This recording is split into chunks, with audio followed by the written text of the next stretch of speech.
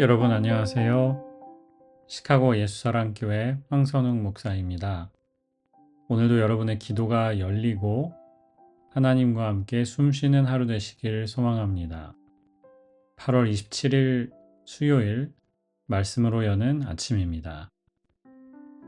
오늘 우리에게 주시는 하나님의 말씀은 에스겔 23장 22절과 24절만 두 절을 보겠습니다.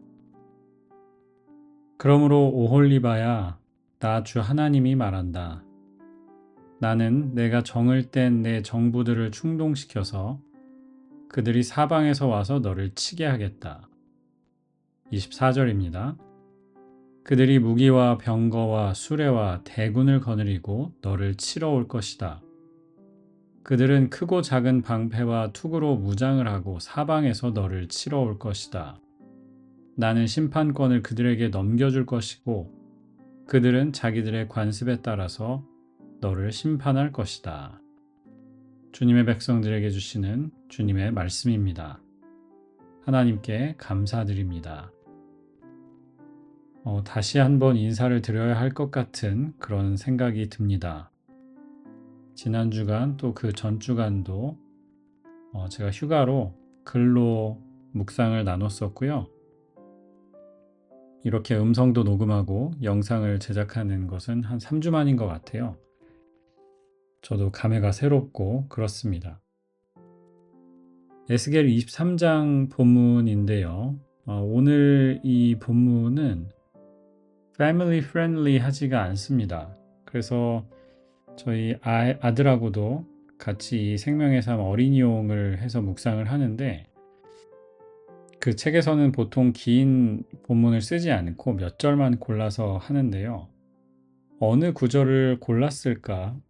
그런 궁금증이 들 정도로 오늘 본문은 굉장히 적나라하게 이스라엘과 유다의 음란을 묘사합니다. 우리가 읽지 않았지만 4절에는 오홀라와 오홀리바라는 두 자매가 나옵니다. 그리고 부연해 주시는데 오홀라 언니는 사마리아이고 오홀리바는 예루살렘이라고 하십니다. 각각 북왕국과 남왕국의 수도이지요. 사마리아와 예루살렘. 그런데 이 두 자매가 굉장히 음란합니다. 특별히 이 둘은 외국 남자들을 좋아하는 것 같아요. 그래서 15절에도 보면 갈대아가 고향인 바빌로니아 사람들, 그런 사람들에게 홀려 있었다라고 이야기를 합니다. 대놓고 음행을 했고 이런 이야기들을 적나라하게 하신 다음에 18절에 가면 돌연 이런 말씀이 나와요. 내 마음이 그의 언니에게서 멀어진 것과 같이 그에게서도 멀어지게 되었다. 그러니까 남왕국의 마음이, 유다의 마음이 언니였던 사마리아로부터도 멀어졌고, 그리고 그녀가 사랑했던 그 바벨론 남자에게서도 멀어지게 되었다는 거죠. 그러니까 언니격이었던 사마리아, 북왕국과도 멀어졌고, 남왕국의 입장에서요. 그리고 남왕국이 사랑했던 바벨론에게서부터도 멀어졌습니다. 이 이야기 속에서는 남편이랄까요? 자기의 원래 사랑하는 그 사람은 인격적으로 나오지는 않습니다. 그러나 미루어 볼 때 자기 남편을 이미 떠나서 바벨론의 남성을 좋아했고, 그리고 나서 그 바벨론 남자에게서도 흥미가 떨어진 겁니다. 그런 상황이에요. 그래서 오늘 함께 읽은 본문이 나오는데요. 주 하나님이 말씀하시는데 내가 정을 뗀 내 마음이 떠난 내 정부들을 충동시켜서, 여기 정부라는 말은 lovers라는 말이죠. 하나님께서 오홀리바 예루살렘 내가 배신했던 그 바벨론의 남자들을 충동시켜서 그들이 사방에서 와서 너를 치게 하겠다라고 말씀하십니다. 24절에 가면 그들이 무장을 하고요. 방패와 투구를 쓰고 무기와 병거와 술의 대군을 거느리고 와서 예루살렘을 친다는 거죠. 여기 이런 말씀이 나옵니다. 나는 심판권을 그들에게 넘겨줄 것이고 그들은 자기들의 관습에 따라서 너를 심판할 것이다 라는 말씀이 나와요. 쉽게 말하면 하나님은 손 털었다는 거죠. 그냥 그 사람들이 마음대로 하게 내버려 둔다는 말씀이죠. 너를 도와주거나 지켜주거나 하지 않고 자비를 베풀거나 은혜를 베푸는 것이 아니라 용서하는 것이 아니라 저들의 관습대로 배신당한 그들이 분노에 차서 마음껏 너에게 하도록 놔두시겠다는 그런 말씀이에요. 유튜브를 보다가 우연히 김다미 씨, 영화 배우죠. 김다미 씨의 작은 이제 영상을 봤는데요.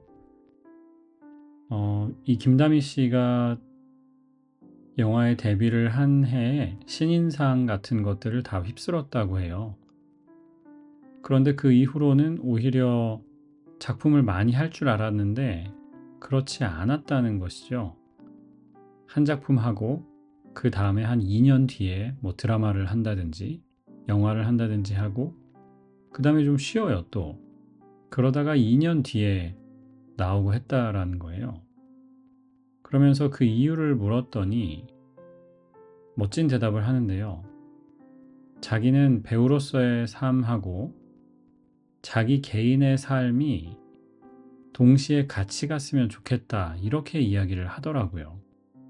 그 둘이 서로 하나가 너무 커져서 다른 하나를 잠식해버리고 잡아먹는 것이 아니라 이 둘이 좀 보조를 맞춰서 같이 갔으면 좋겠다 이렇게 이야기를 하더라고요. 오늘 말씀을 읽으면서 우리에게 드는 생각이 있죠. 사실은 극단적인 이야기거든요. 징벌과 처벌. 마치 세상을 살아가는 것 그 자체가 하나님과 세상을 동시에 사랑하는 것 같이 저도 그런 죄책감이 느껴졌습니다. 그런데 한편으로는 우리 믿음의 길과 우리 세상에서의 우리가 걷는 그 길이 같이 가야 돼요. 김다미 씨가 배우와 또 자기 개인의 삶의 영역을 똑같이 밸런스를 맞추며 가려고 했던 것처럼 우리의 삶도 좋은 밸런스를 찾아서 신앙과 우리 개인의 삶이 같이 가야 합니다. 그런데 어떻게 하면 우리의 삶에서, 커리어에서, 가정에서, 학업에서 잘 맞춰가면서도 신앙을 지킬 수 있을까? 어떻게 예수님이 말씀하신 것처럼 마음과 목숨과 힘을 다해 하나님을 사랑할 수 있을까? 저는 그 비결이 순서에 있다고 생각합니다. 주일이 한 주간의 첫째 날이라고 생각하고 사는 이것. 물질도 마찬가지입니다. 우리가 주님께 우리의 예물을 드리고 하지만 여전히 우리가 사용하는 것이 훨씬 많죠. 여기서 중요한 게 뭐냐면 순서라는 거예요. 쓰다가 남은 것을 하나님께 드리는 것이 아니라 먼저 하나님께 드릴 것을 떼놓고 그리고 나머지를 우리가 쓴다라는 거죠. 일주일의 첫날인 주일을 예배하고 쉬면서 시작하는 것도 맞고요. 매일매일의 삶도 그래야 합니다. 첫 시간을 하나님께 드리는 이것 너무나 중요한 일입니다. 짧아도 괜찮아요. 다만 하나님 감사합니다. 오늘 하루 주님의 것입니다. 제가 주님의 소유된 사람으로서 하나님의 뜻을 이루는 삶을 살게 해 주옵소서. 이 정도면 돼요. 그런데 처음 그 시간 모든 것이 하나님의 것이라고 고백하는 거거든요. 오늘 본문을 읽으면서 놀란 우리의 마음을 이렇게 좀 진정했으면 좋겠어요. 우리 처음 것들을 하나님께 드림으로써 우리의 사랑을 고백했으면 좋겠습니다. 기도하겠습니다. 주님, 새로운 하루를 주셔서 감사합니다.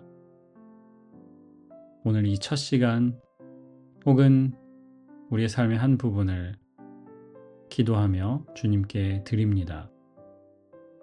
하나님을 마음과 목숨과 힘을 다해 사랑하기를 원합니다.